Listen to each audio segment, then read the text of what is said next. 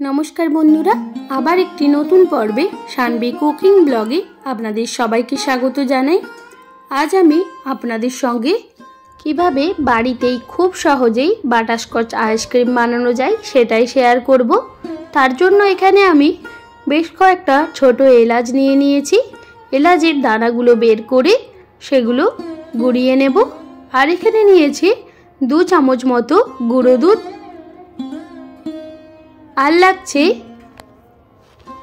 1 বাটি চিনি। এখানে একটা ছোট বাটির চিনি নিয়ে নিয়েছি প্রায় 50 গ্রাম মতো। আর লাগছে কাস্টার্ড পাউডার। আমি এখানে বাটারস্কচ ফ্লেভারের কাস্টার্ড পাউডার নিয়েছি। আপনারা আপনাদের পছন্দ মতো যে কোনো ফ্লেভারের কাস্টার্ড পাউডার নিতে পারেন। স্ট্রবেরি রয়েছে, ভ্যানিলা, আপনাদের যেটা পছন্দ সেটাই নিয়ে নেবেন। আর কাস্টার্ড পাউডার যদি না থাকে কাস্টার্ড পাউডারের জায়গায় ময়দা কিংবা কর্নফ্লাওয়ার ইউজ করতে পারেন। আর লাগছে 500 গ্রাম লিকুইড দুধ। আমি এখানে নরমাল টোন মিল্কটাই নিয়েছি আমুলের, আপনারা ফুল ফ্যাটের দুধও নিতে পারেন। এরপর একটা কড়াই বসিয়ে দুধটা ঢেলে নিতে হবে। এরপর জাল করতে বসিয়ে দেব। এখানে আমি 1.5 চামচ মতো কাস্টার্ড পাউডার নিয়েছি। আর নর্মাল টেম্পারেচারে জল সামান্য পরিমাণে দিয়ে এবার কাস্টার্ড পাউডারটা মিক্স করে নিতে হবে। গরম দুধ কিংবা গরম জলে এটা গোলাবেন না, তাহলে এটা জমাট বেঁধে যেতে পারে। গোলানো হয়ে গেছে। এবার দুধটা জাল করতে বসিয়েছিলাম যে সেটা নাড়াচাড়া করে নিতে হবে। এইভাবে দুধটা কিছুক্ষণ ফুটিয়ে নেওয়ার পর কিছুটা পরিমাণে দুধ কড়াই থেকে তুলে নিতে হবে আমুলের গুঁড়ো দুধটা মিক্স করার জন্য। আপনাদের কাছে যদি আমুলের গুঁড়ো দুধ না থাকে তাহলে লিকুইড দুধেও বানাতে পারেন, তবে গুঁড়ো দুধ দিলে এর স্বাদটা আরও বেশি সুন্দর হয়। তাই চেষ্টা করবেন গুঁড়ো দুধটা নেওয়ার জন্য।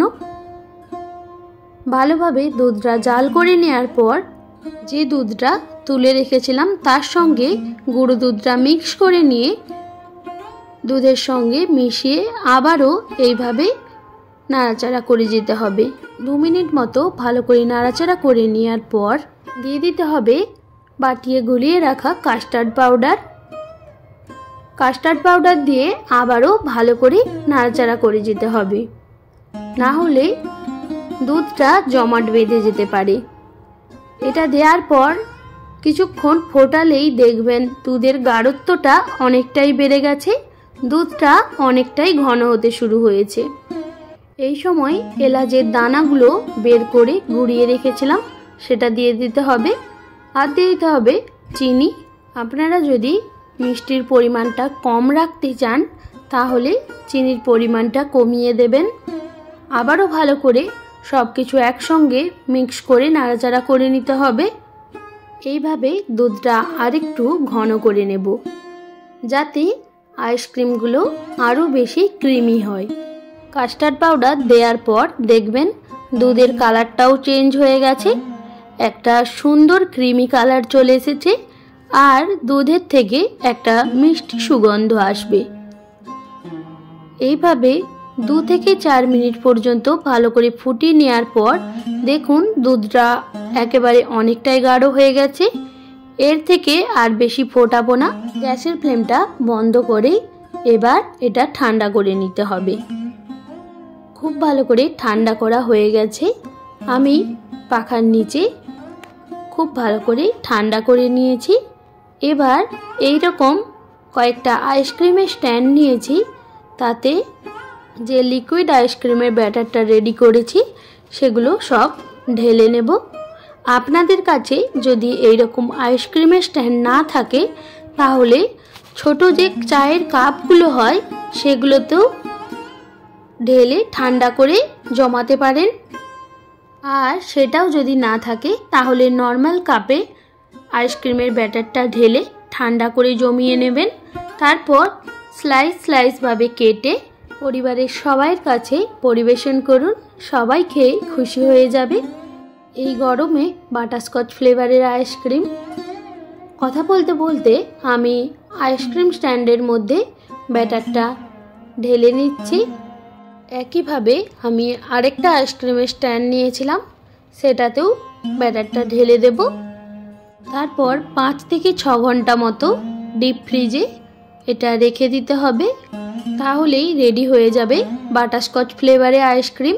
আপনারা অবশ্যই এইভাবে বাড়িতে ট্রাই করবেন, এটা দোকানের থেকেও অনেক সুন্দর হয় খেতে। আর যদি ভালো লেগে থাকে অবশ্যই আমাকে কমেন্ট করে জানাবেন। আর আমার নিত্য নতুন রান্নার ভিডিওগুলি আপনাদের কেমন লাগে সেটাও অবশ্যই কমেন্ট করে জানাবেন। যদি ভালো লেগে থাকে একটি like, comment, share and subscribe করে আমার পাশে থাকবেন। আর বেল আইকনটাও অবশ্যই প্রেস করে দেবেন, যাতে নিত্য নতুন রান্নার ভিডিওগুলি আপনাদের কাছে খুব তাড়াতাড়ি পৌঁছে যায়।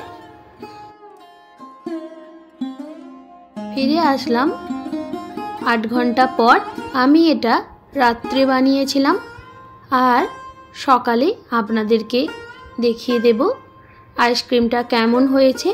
আপনারাও চেষ্টা করবেন রাত্রে বসিয়ে রাখার, তাহলে সকালে আপনাদের রেডি হয়ে যাবে। দেখুন একটা আইসক্রিম বের করে দেখিয়ে দিলাম কতটা ক্রিমি হয়েছে। এইভাবে বাকি আইসক্রিমগুলো দেখে নেব। আইসক্রিমগুলো স্ট্যান্ডে বসালে কিছুক্ষণ বের করে রেখে দেবেন, না হলে আইসক্রিমগুলো এতই জমাট বেঁধে যায়, বের করতে অসুবিধে হয়। এইভাবে আইসক্রিম বানিয়ে বাড়ির বাচ্চা থেকে বড় সবাইকেই খুশি করে দিন। দেখুন একবার বানালে বারবার বানাতে ইচ্ছে করবে। আর আমি বলতে পারি আপনারা দোকানের আইসক্রিম খাওয়া একদম বন্ধই করে দেবেন। দেখুন এতটাই ক্রিমি আইসক্রিমটা হয়েছিল যে বের করার সাথে সাথেই একদম গলে যাচ্ছিল। এখন এখান পর্যন্তই। আপনারা সবাই ভালো থাকবেন, সুস্থ থাকবেন। আপনাদের মহামূল্যবান সময় এতক্ষণ আমার সঙ্গে থাকার জন্য সবাইকে অনেক ধন্যবাদ। ফিরে আসছি নতুন কোনো রেসিপি নিয়ে।